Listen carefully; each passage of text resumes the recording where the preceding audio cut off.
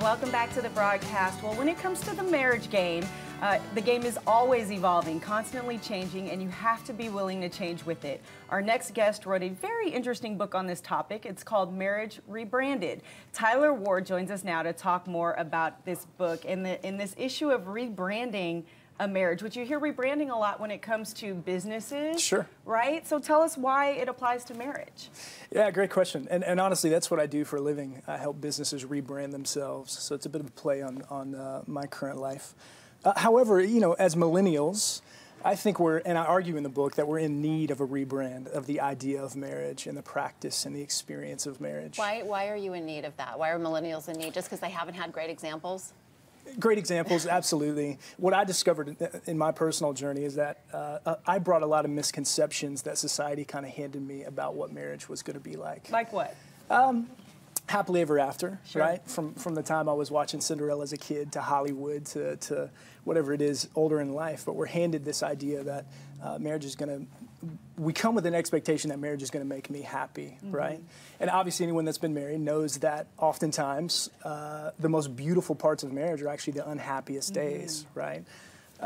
So certainly happily ever after would be an idea. That the entitlement issue, which I don't think is monopolized by millennials, but we do come to marriage and expect a lot for free, if that makes sense. It totally does. Yeah, and we kind of expect the benefits, or you know, this love to give us these benefits for free, rather than seeing it as a not only a journey, but something we actually have to work for. Reminds me of the guy a couple weeks ago we talked about here on the show who had done the spreadsheet of all the times his wife had denied him sex. You know, I saw that. And my question was, well, what was he not doing? Yeah. That was my response, right? So if he's just expecting it, I'm like, well, did he take out the trash? To make her say yes. And I believe a woman actually followed up. I don't know if you saw the Huffington Post article, but a woman followed up and said, I can make a spreadsheet too, right? Oh, this is what you didn't nice. do, blah, blah, blah. Nice. Just brilliant. I loved it. One of the things you say, and it's right on the cover of your book, you say modern misconceptions and the unnatural art of loving another person. Sure. It's an unnatural art. Now, a lot of people are going to read that and go, no, there's nothing unnatural about loving another person. Certainly. Well, we come to marriage, 67% of millennials believe that we find the one or their soulmate. And this kind of perpetuates the idea that marriage is going to be easy, it's going to be natural, it's going to kind of be this unfolding of this magic romantic adventure together.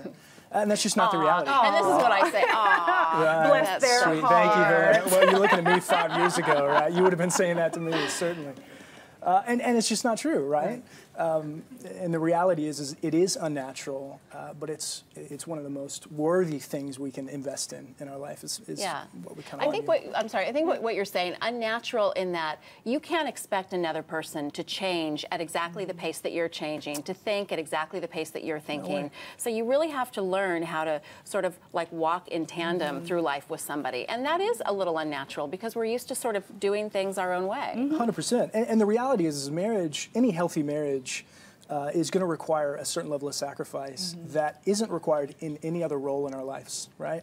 Especially as a millennial, as a young person, oftentimes we really don't know what sacrifice is today in our modern culture.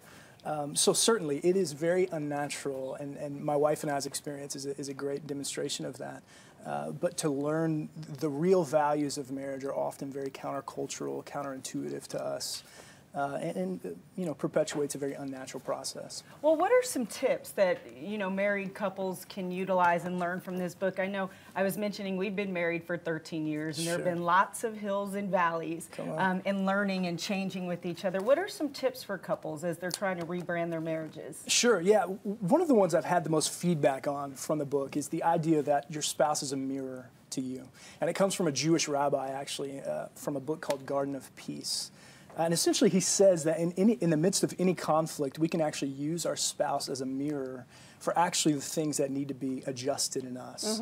So he would argue that we don't get married to fix our spouse. We get married to fix ourselves by using our spouse as a mirror. Does that make sense? So whatever they're doing that irritates the you-know-what out of you is probably what you're doing. 100%. And so you get to see how that plays out. And my wife and I actually did an experiment where we basically measured this and tried to put as much of it on paper as we could, where in the midst of conflict we'd stop and we'd say, okay, each of us would kind of take 100% ownership of the situation and say, okay, what is it in me that needs to be adjusted here?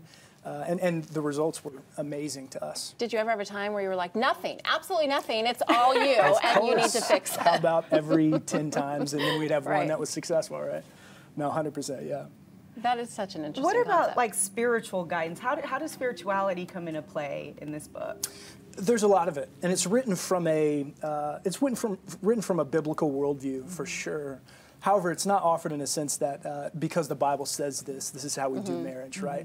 It actually intends to look at the deeper meanings that I believe God actually built marriage into, the framework that He built it into from the origin of time. So it does look at some original Hebrew language, some biblical text. However, once again, it's written from a cultural perspective. So it's, in my mind, it's very relevant to young people, the societal issues and misconceptions we bring, but offers answers from definitely the biblical text. And it's very much, it comes from the mindset of this is a partnership.